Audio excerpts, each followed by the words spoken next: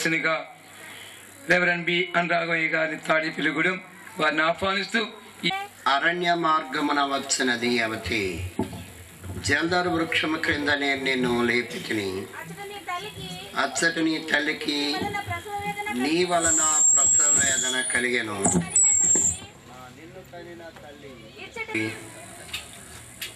3 దినముల కార్యక్రమ ఏర్పాట్లు. మొదటి రోజు ఉదయకాల సమయంలోనూ మాకు ఇచ్చిన ఈ భాగ్యము కొరకు వందనాలు, స్తోత్రములు. జీవవాక్యాన్ని మాకు అందించడానికి ఈ 3 రోజులు నీ గుడారాన్ని మా మధ్యన ఉంచి మాకు అవసరమైనటువంటి వాక్యోపదేశాన్ని అందించడానికి మా మధ్యకు వచ్చిన మా ప్రభువా నీకు వందనాలు. మాట్లాడినది మీరు కాదు, నేనే మాట్లాడుతున్నలో ఆరోహణమయ్యే భాగ్యము క్రీస్తు ప్రభు మనందరికి అనుగ్రహించును గాక. ఆమేన్. దేవరాజ్య విషయములు దీనమతిని వరుసగా నేర్చుకొను వారు వాటి వశము, దానములు వారి వశమును గనగలుగు, సుఖము భువి అందు శుభము శుభము. దేవరాజ్య విషయములు దీనమతిని వరుసగా నేర్చుకొను వారు వాటి వశము, దానములు వారి వశమును గనగలుగు, సుఖము భువి అందు శుభము శుభము. దేవుని రాజ్య విషయములు వరుసగా ఎవరు నేర్చుకుంటారో వారు వాటి వశమవుతారు, దానములు వారి వశమవుతాయి, సుఖము చేకూరుతుంది, శుభం కలుగుతుందని పద్యం యొక్క భావం.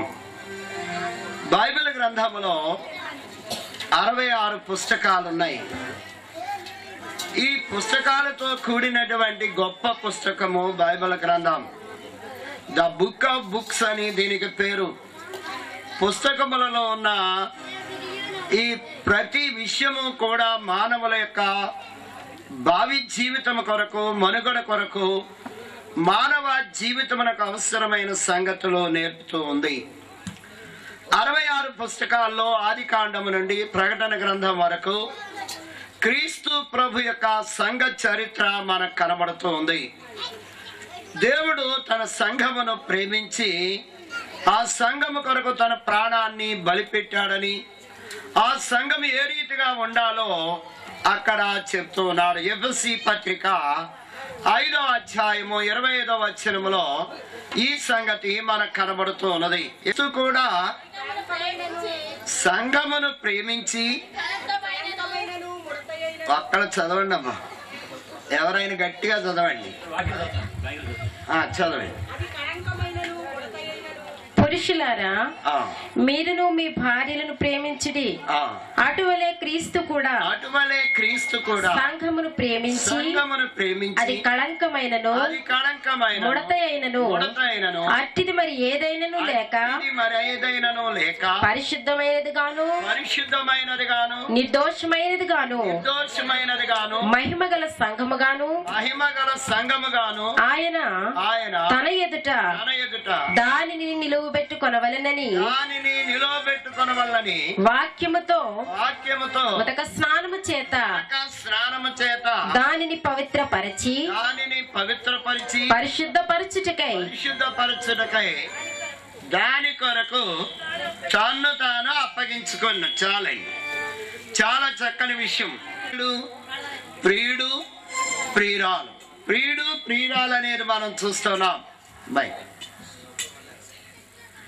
ప్రియుడు ప్రియురాలు అనే మాటలో 2 మనకి కనబడుతూ ఉన్నాయి. ప్రియుడు అనగా ప్రతి స్త్రీకి ఒక ప్రియుడు ఉంటాడు, ప్రతి ప్రియురానికి ఒక ప్రియుడు ఉంటాడు, ప్రతి మతానికి ఒక దేవుడు ఉంటాడు. అలాగే సంఘమునకు ప్రియుడు ప్రభు, సంఘము ప్రభువునకు ప్రియురాలు. గనుక ఈ ఇద్దరి మధ్య జరిగే సంభాషణ కలిగినటువంటి పుస్తకము కనుక దీనికి సంభాషణల పుస్తకము అని చెప్పి పేరు పెట్టారు. ఇందులో ఇద్దరు ఎక్కువగా ఒకరినొకరు చెప్పుకొని మెచ్చుకొని వారి యొక్క సంగతులు చెప్పుకుంటూ ఉంటారు. కనుక పరమగీతము పరలోకపు పాట. అయ్యగారు ఉపోద్ఘాతం చెప్పినప్పుడు 1942 సంవత్సరంలో దీని గురించి చెప్తూ ఉన్నారంటే ఇది పాట కాదు ఆట అన్నారు. ఆట కాదు, ఇది నాటకము. ఈ యూదులైన వారు దీనిని ఎక్కువగా నాటకముగా వేసుకొని వాళ్ళు చూస్తూ ఉంటారు. కనుక ఈ ఆటగా ఉన్నది, పాటగా ఉన్నది, నాటకముగా ఉన్న ఈ యొక్క ప్రత్యేకమైనటువంటి కావ్యాన్ని ఈరోజు మనం చూస్తూ ఉన్నాం. పరమగీతములోకి వచ్చేవారు ఏమి లేకుండా ఉంటే పరమగీతంలోకి రావాలని చెప్పారంటే చూపు పాపం కానీ, శ్రవణ పాపము కానీ, అలాగే క్రియాపాపం కానీ, నైజ పాపం కానీ, ఊహ పాపం కానీ ఏ పాపము లేని వారు మాత్రమే పరమగీతంలోకి రావాలని చెప్పారు. మరి అందుచేత పరమగీతం చెప్పుకోవాలా, మానేయాలా, చదవాలా, వద్దా అని చాలా మంది తబ్బిబ్బు పడుతూ ఉన్నారు. కొంతమంది ఇది అభ్యంతరకరమైన గ్రంథము, దీన్ని చదివితే లోకానికి అభ్యంతరంగా ఉంటుంది కనుక ఇది చదవద్దు అని దీన్ని నిషేధించిన పుస్తకంగా చెప్తున్నారు. కానీ ఈ పుస్తకము చదవకపోయినా, ధ్యానించకపోయినా, చెప్పుకోకపోయినా ఎవరు దీనిని వివరించుకోరో వారు వధువు సంఘ అంతస్తులోకి రారు, వారు వధువు సంఘములో లేనట్లే అని చెప్పారు. గనుక పరమగీతము ఒక ప్రత్యేకమైనటువంటి పుస్తకముగా మనం చూస్తూ ఉన్నాం. బైబిల్ గ్రంథములో దేవుని మీద ఆధారపడి వస్తూ ఉందట ఈ ప్రియురాలైన సంఘము. సంఘము అంటే బహిరంగ సంఘము కాదు. బహిరంగ సంఘము సంఘములో ఉన్న బలమైన వ్యక్తుల మీదో, సంఘములో ఉన్నటువంటి ఘనత కలిగిన వారి మీదో, లోకములో ఉన్నటువంటి అనేకమైనటువంటి సౌకర్యాల మీద ఆధారపడుతుంది. కానీ దేవుని మీద ఆధారపడడం అనేది సంఘమునకు తగ్గిపోయింది. ఈ సంఘములో ఈ పద్ధతి తగ్గిపోయింది కనుక ఏ కొద్ది మందో దేవుని మీద ఆధారపడి జీవించడం అనేది మనం చూస్తూ ఉన్నాం. అబ్రహాము దేవుని మీద ఆధారపడ్డాడు. అబ్రహాము దేవుని మాట మీద ఆధారపడ్డాడు. ఆదికాండము 12వ అధ్యాయము 1వ వచనములో దేవుడు అబ్రహాముతో మాట్లాడుతూ ఉన్నాడు. యెహోవా నీవు లేచి నీ దేశము నుండి, నీ బంధువుల యొద్ద నుండి, నీ తండ్రి ఇంట నుండి బయలుదేరి నేను నీకు చూపించు దేశమునకు వెళ్ళుము. దేవుని పిల్లలారా, దేవుడు ఆశీర్వదించి ఒక అన్యుడిగా ఉన్నటువంటి ఆ యొక్క అబ్రహామును దేవుడు పిలిచి దేవుని కొరకు కనిపెడుతూ ఉన్నారు. దైవజనుడైన మన తండ్రి గారు ఈ విషయాన్ని గురించి చెప్తూ చాలా చక్కగా చెప్పారు. ఆ ఒక విగ్రహ వ్యాపారి కొడుకు అబ్రహాం, ఆయన తండ్రి కెరహు విగ్రహ వ్యాపారి. విగ్రహాలు తయారు చేసుకున్న రోజుని తన యొక్క దొడ్లో పెట్టుకున్నాడు రకరకాలైనటువంటి బొమ్మలు. వాటిని రంగులు వేసి అమ్మకానికి తీసుకెళ్తూ ఉండేవాడు. అతడు తన ఇంట్లో కూడా కొన్ని బొమ్మలు, పెద్ద బొమ్మలు, చిన్న బొమ్మలు పెట్టుకొని వాటిని పూజిస్తూ ఉండేవాడు. ఓ రోజున అబ్రహాం అడిగాట, నాయన గారు ఇందులో పెద్ద దేవుడు ఎవరని. అప్పుడు ఆయనకు వచ్చిన అనుమానం బట్టి ఆయన అన్నాడు, అందరూ దేవుళ్ళేరా, అందులో పెద్ద దేవుడు చిన్న దేవుడు ఉండడం, వీళ్ళందరూ దేవుళ్ళే మనకి అన్నట్టు. మరి సరే అయితే మరి వీళ్ళందరూ దేవుళ్ళే కదా, ఏం మాట్లాడరే కదలరే అని అడిగేట. అన్నీ అలాంటి ప్రశ్నలు అడుగుతాయి కదా అని వెళ్ళిపోయాడు. ఆమె కూడా పోయిన తర్వాత ఈయన ఇంట్లోకి వెళ్ళిపోయి పెద్ద ఎత్తైన బొమ్మ చేతిలో కర్ర ఉండేదంట. ఆ కర్ర తీసుకొని చిన్న బొమ్మలన్నింటినీ చితక్కొట్టేయాడంట. చితక్కొట్టేటప్పటికి అన్నీ కూడా ముక్కలు అయిపోయి కర్ర తీసుకెళ్ళి పెద్ద దేవుని చేతిలో పెట్టేట. పెట్టిన తర్వాత తండ్రి విగ్రహం అమ్మేసి వచ్చేట. వచ్చి ఇంట్లోకి వెళ్ళి పూజ చేసుకుని పూజ మందిరంలో చూసేటప్పటికి చిన్న బొమ్మలన్నీ కూడా పగిలిపోయి ఉన్నాయి, పెద్ద బొమ్మ మాత్రం అలాగే ఉంది. రే ఎవరా ఇవన్నీ కూడా పగలగొట్టిందని అడిగేట. మేమెవరం పగలగొట్టలేదు, ఈ దేవుళ్ళలో కోపం వచ్చినట్టు ఉంది, వాళ్ళు దెబ్బలాడుకొని ఉన్నాయి కాస్త చితక్ కొట్టేసాడు, చిన్న దేవుడిని పెద్ద దేవుడు కొట్టుంటాడు, చూడు కర్ర ఎవరి చేతిలో ఉందన్నాడట. ఏదవా ఏమైనా నడుతాయా, కదులుతాయా, మన మాట్లాడతాయా, ఏమైనా దెబ్బలాడుకోవడానికి ఏమైనా జీవం, మరి జీవం లేని దేవుళ్ళు ఎలాగయ్యా అని అడిగేట. ఆ రోజు నుండి కూడా అబ్రహాము జీవం కలిగిన దేవుడు ఎవరో ఆయన్ని వెతుకుతూ వచ్చాడు. అబ్రహాము దేవుని వెతుకుతూ వచ్చినప్పుడు అబ్రహామును దేవుడు కనుగొన్నాడని వ్రాయబడింది. అయ్యగారు ఒకసారి పొలములో దాచబడిన మూలధనము అనే అంశాన్ని గురించి మాట్లాడుతూ ఆ ఉపమానం చెబుతూ ఆ పాలస్తీనా దేశంలో, కనాను దేశంలో, లేక ఈ భూమి మీద దేవుడు వెతికితే దొరికిన మూలధనం అబ్రహాం అంట. ఈ అబ్రహాముని పెట్టుబడిగా పెట్టుకొని కార్యక్రమం చేయడం మొదలుపెట్టాడు. అబ్రహాములో నుండి హెబ్రీయులు మనము చూస్తూ ఉన్నాం వచ్చి వారు ఇశ్రాయేలీలుగా మారి నేటి వరకు ప్రపంచంలో పేరుగాంచిన జనంగా ఉన్నారు. ఈ అబ్రహామును దేవుడు పిలిచాడు. అబ్రహామా, నీవు నేను చూపించు దేశమునకు వెళ్ళము. దేవుడు ఆ మాట పిలవగానే అడగగానే ఎదురు ప్రశ్న వేయలేదు. దైవజనుడు అయిన మన తండ్రి గారు ఒకసారి చెప్పారంటే, జ్ఞానానికి ప్రశ్న ఉంటుంది కానీ విశ్వాసానికి ప్రశ్న ఉండదు. విశ్వాసం ఎప్పుడూ కూడా ప్రశ్న వేయదు అన్నాడు. విశ్వాసం అన్నది నిరీక్షింపబడి వాటి యొక్క నిజస్వరూపమును అదృశ్యమైన ఉన్నవనుటకు రుజువునై ఉన్నది అని హెబ్రీ 11:1 పౌలు చెప్పాడు. గనుక విశ్వాసముతో దేవుని మాట విశ్వసించాడు గనక అబ్రహాము దేవుని మాట నమ్మాడు. ఆయన మాట మీద ఆధారపడి ఆ కల్దీయుల దేశములో నుండి దేవుడు చూపించే దేశములోనికి వెళ్ళినట్లు మనం చూస్తూ ఉన్నాం. దేవుని మాట మీద ఆనుకున్నటువంటి అబ్రహాం మనకు కనబడుతూ ఉన్నాడు. దేవుని పిల్లలారా, నువ్వు ఎవరి మీద అనుకుంటున్నావు? నువ్వు ఆనుకునేది ఎవరి మీద? బైబిల్ మిషన్ వచ్చింది, దేవుని మీద ఆనుకొని బయటకు వచ్చింది. ఆయన మీతో చెప్పినది చేయుడి. ఆయన మాట మీద నువ్వు ఆనుకో, ఆయన మీద నువ్వు ఆనుకో, లోకస్తుల మీద ఆనుకోవద్దని బైబిల్ గ్రంథము చెప్తూ ఉంది. కనుక దేవుడు అబ్రహామును దీవించాడు. అబ్రహాము ఆశీర్వదింపబడ్డాడు. అబ్రహామును దేవుని మాట నమ్మి ఆయన చెప్పినట్టు చేసినందువల్ల మేలు కలిగిందా నష్టం కలిగిందా చూద్దాం. మనం చూస్తే ఆదికాండము 13:2 చదువుకుందాం. ఆదికాండము 13:2. అబ్రహాము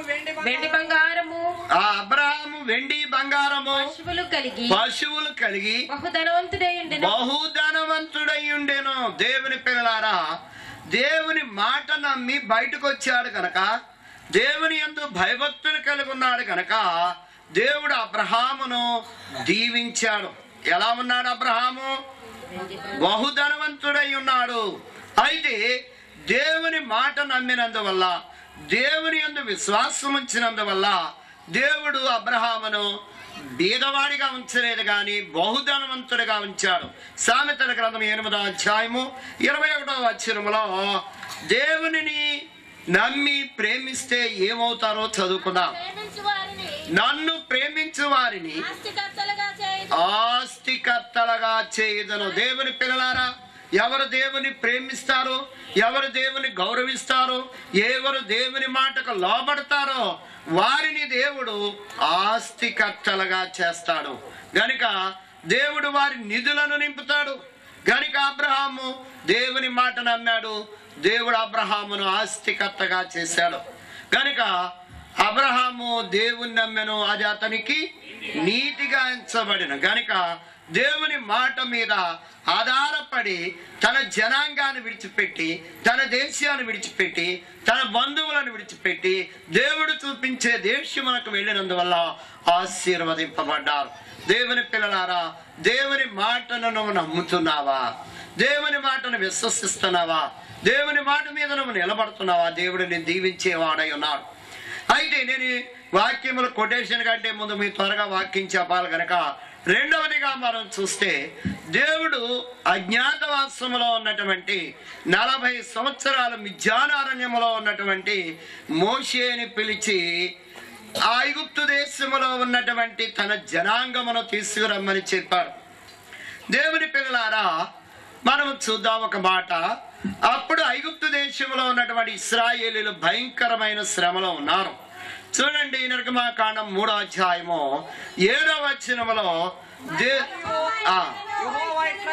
మరియు యెహోవా ఇట్లనెను, ఎంతమంది వాక్యం చదివితే నేను ఎవరిదానికి అనుసరించాలో తెలియడం లేదు. మరియు యెహోవా ఇట్లనెను, నేను ఐగుప్తులో ఉన్న నా ప్రజల బాధను నిశ్చయముగా చూచాను. పనులలో తమను కష్టపెట్టు వారి బట్టి వారి పెట్టిన మొరను వింటిని వారి దుఃఖములు నాకు తెలిసే ఉన్నవి. ఇక్కడ 3 మాటలు చెప్పారు అయ్యగారు నిర్గమాకాండం చెప్పినప్పుడు. 39వ సంవత్సరంలో అయ్యగారు నిర్గమాకాండం ప్రారంభించి 40వ సంవత్సరం కొంతవరకు కూడా అయ్యగారు నిర్గమాకాండం చెప్పారు. అది ఇంచుమించుగా 500 పేజీల పుస్తకం ఉంటుంది, నోట్స్ పుస్తకం. అందులో అయ్యగారు ఒక మాట చెప్పారు.